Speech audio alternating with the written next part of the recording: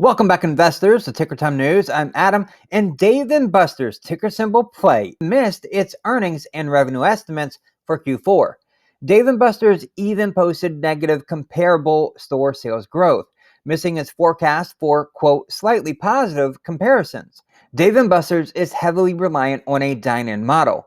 Also, given Dave & Buster's arcade aspect, its locations appeal to families with children. As a result, COVID has been a significant drag on the company, including the Omicron variant that struck during December and January. But investors are looking beyond the rough patches of Dave & Buster's rocky quarter, and you should too. Beat this crazy market with us by clicking the first link in the description.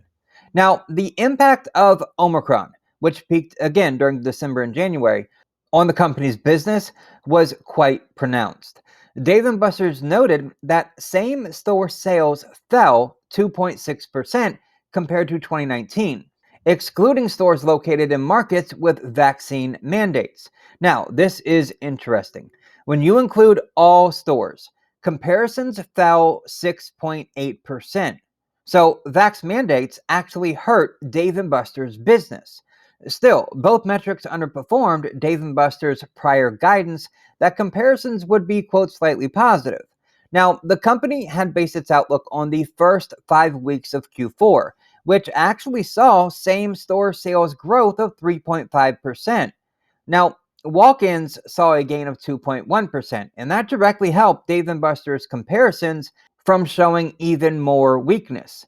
However, as was the case last quarter, Dave & Buster's special events segment lagged significantly. But I will add that there was solid improvement from Q3's numbers, even though it was clear that corporate events have yet to recover from the pandemic. Now, the slowdown in sales towards the back half of the quarter contributed to the company missing earnings estimates for the first time in nearly 2 years. Adjusted EPS was still positive at 57 cents a share compared to a year ago during the same quarter when Dave & Buster's reported an EPS of a loss of $1.19 a share. As Omicron has moved into the rearview mirror, Dave & Buster's is poised to rebound strongly in Q1. Its comparisons already jumped 5.4% during the first 8 weeks of the current quarter. Walk-in comparisons are building upon a solid foundation from Q4 with a jump of 9.1% comparable. Special events are still lagging, but they are beginning to show improvement. Now, in addition to Dave & Buster's strengthening business in Q1 to date, other positive developments aren't too far out. The company is initiating a more formal program to remodel its stores, giving them a new look in line with Dave & Buster's new prototype. The company is also continuing its efforts to expand internationally. And remember, last quarter I said that this was a very good move given how Dave & Buster's is uniquely an American brand. That should appeal to overseas markets. Dave & Buster's even said that its international efforts are expected to blend in starting in the latter half of 2023.